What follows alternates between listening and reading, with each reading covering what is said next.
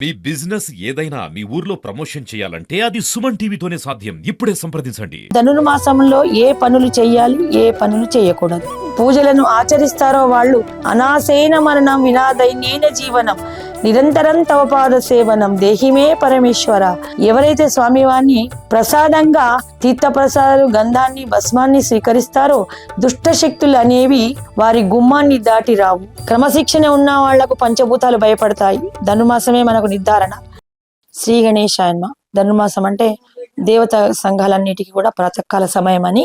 అలాగే ధనుర్మాసంలో ఏ పనులు చేయాలి, ఏ పనులు చేయకూడదు. ధనుర్మాసము అన్ని దేవాలయాల్లో, అన్ని విష్ణు ఆలయాల్లో చక్కగా వేదఘోషణలు, అర్చనలు, సుస్వరాలతోని అర్చనలు జరుగుతుంటాయి. అప్పుడు చుట్టుపక్కల ఉన్న వాళ్ళు ముసుగుదన్ని పడుకోవడం అనేది చాలా ఏహ్యమైన పని. చేత అయినా చేత కాకున్నా, అయ్యో కొంతమంది ఇళ్లలో వృద్ధులు ఉంటారు, చిన్న పిల్లలు ఉంటారు, బాలెంతలు ఉంటారు, నిద్ర సరిపోక వివాహాది శుభకార్యాలు చేసిన వాళ్ళు ఉంటారు, అలసిపోయి ప్రయాణాలు చేసిన వాళ్ళు ఉంటారు. అయినా కూడా వాళ్ళకు దేవాలయానికి వెళ్లే ఓపిక లేకపోతే కనీసం ఇంట్లోనైనా సూర్యోదయానికి ముందు లేచి చన్నీళ్లతో కాకుండా వేణీళ్లతో అయినా స్నానం చేసి శుభ్రమైన వస్త్రాన్ని ధరించి దేవుడి ముందు 2 దీపాలు వెలిగించి తోచినది దైవ భజన ఏదైనా శ్రీరామ రామ రామేతి రమే రామే మనోరమే సహస్రనామ తత్తుల్యం రామనామ వరానని ఇది 2 సార్లు స్మరించినంత మాత్రాన విష్ణు సహస్రనామ ఫలితం వస్తుంది. అది కూడా చదవకపోతే ఓం నమో భగవతే వాసుదేవాయ ఒక 21 మారు స్మరించండి. మీకు ధనుర్మాసంలో పూజా ఫలం తప్పకుండా అందుతుంది. ఇలాగా కనీసం ఉదయానికి, సూర్య ఉదయానికి ముందు స్నానం చేసి దైవ దగ్గర 2 దీపాలు మాత్రమే వెలిగించి, తర్వాత మీకు చలిగా ఉంటే శాల్వాలు కప్పుకొని తర్వాత ఎండ పొడ వచ్చాకనే పూజలు చేసుకోండి. అలాగా అసలు స్నానం చేస్తేనే చలి మొత్తం పారిపోతుంది. క్రమశిక్షణ ఉన్న వాళ్లకు పంచభూతాలు భయపడతాయి. ధనుర్మాసమే మనకు నిర్ధారణ. ఎటువంటి చలివేదు. బ్రాహ్మణోత్తములందరూ ధనుర్మాసంలో కేవలం కింద పంచ, పైన శాల్వా, షర్ట్లు ఏం వేసుకోరు. అలాగా వెళ్లి వేడి నీళ్ళ స్నానం చేసి స్వామికి కావలసిన పుష్పాలు, గంధాక్షింతలు, ప్రసాదాలు, అనేకమైనటువంటి ఫలాలు తీసుకొని వెళ్లి పంచోపర్షలతోని దేవుణ్ణి అభిషేకించి పూజించి 6 లోపల ఆ ఇల్లాళ్ళు ఎంత గొప్పవాళ్ళు, ఎంత క్రమశిక్షణగా నా ఇల్లాళ్ళు మడిగట్టుకొని భోజనాన్ని అంటే దేవుడికి నివేదనాన్ని పులగము, ఒక కూర, పాయసము, నెయ్యి, పెరుగు, తేనె ఇలాగ అన్ని గిన్నెల్లో పెట్టుకొని వాటిని ఒక వెండి డబ్బాలో గాని, స్టీల్ డబ్బాలో, ఇప్పుడు ప్రస్తుతానికి వాళ్ళకి అందుబాటులో ఉన్న ఒక చిన్న గ్లాసులో నీళ్లు పట్టుకొని ఆ డబ్బా పట్టుకొని దేవాలయాలకు వెళ్లి నివేదన చేస్తారు. అలాగే ఉత్తమమైన ఇల్లాళ్ళు ఇంట్లో పూజాధికాలు చేసుకొని ఒకవేళ లేటుగా నిద్ర లేస్తే, ఒకవేళ సమయం సరిపోక నిద్ర లేస్తే దేవుడి ముందర, తులసి ముందర 2 దీపాలు వెలిగించి గబగబా స్నానాలు చేసుకొని దీపాలు వెలిగించుకొని శుచి శుభ్ర వస్తులై దైవ మందిరాలకు వచ్చి స్వామిని దర్శించుకొని స్వామి నుండి తీసినటువంటి గంధాన్ని నుదిట దిద్దుకోవడం వలన వాళ్ళు మంచి సౌభాగ్యవతులుగా, ఆరోగ్యవంతులుగా ఉంటారు. స్వామి యొక్క మూల విరాట్టుకు పెట్టిన గంధాన్ని ధరించిన వారికి రోజంతా స్వామి ఉదయారంభానికి స్నానం కాగానే చందన లేపాలన్నీ పూస్తారు. అన్ని దేవాలయాల్లో దేవతలకి, శివాలయాల్లో భస్మలేపనాలు ఉంటాయి. అవన్నీ కూడా దేవుడికి అభిషేకించక ముందు కొంచెం నీరు చల్లి తీస్తారు. కొబ్బరి నీరు గాని, పంచామృతలు గాని, పన్నీరు గాని చల్లి తీస్తారు. ఆ తీసిందంతా ఒక గిన్నెలోకి ఇట్లా చక్కగా ఎత్తుతారు. అది భక్తులకు ప్రసాదంగా ఇస్తారు.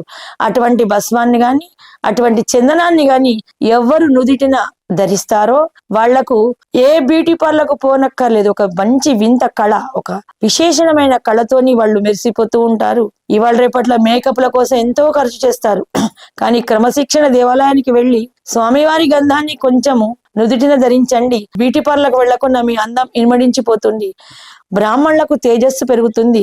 ఆ గంధం నుదిటికి పెట్టుకోవడం వలన అనేకమైన దృష్టి లోపాలు, దృష్టి దోషాలు నశించిపోతాయి. ఆ గంధం వలన, నుదిటికి గంధం స్వామి ప్రసాదంగా ఇచ్చిన గంధాన్ని స్వీకరించడం వలన బుర్కిటిలో ఉండేటువంటి చక్రాలు ప్రటుష్టమై, ప్రస్ఫుటమై ఒక సజ్జన సాంగత్యాన్ని, ఒక ఆధ్యాత్మిక శక్తిని సంతరించుకుంటుంది మనిషి యొక్క శరీరము. ఇలాగా దైవం నుంచి తీసిన నిర్మాల్యాన్ని కళ్ళకద్దుకొని తల్ల తురుముకోవడము, లేకుంటే చెవి భాగాన్ని పెట్టుకోవడము, లేకుంటే వాసన చూసి తమ ఇంటి పెరటి మొక్కల్లో వేసుకోవడం వలన దుష్ట శక్తులు అనేవి వారి గుమ్మాన్ని దాటి రావు.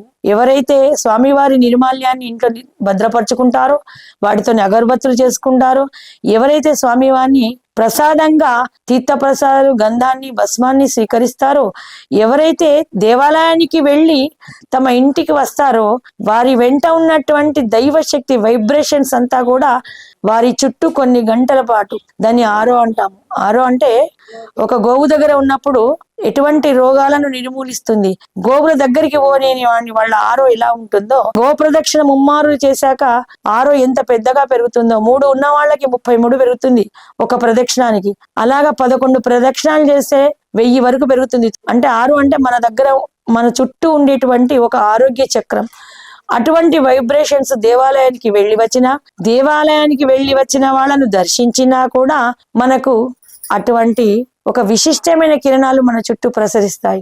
చాలా మంది మూర్ఖత్వంతో ముసుగుదన్ని పడుకుంటూ ఉంటారు.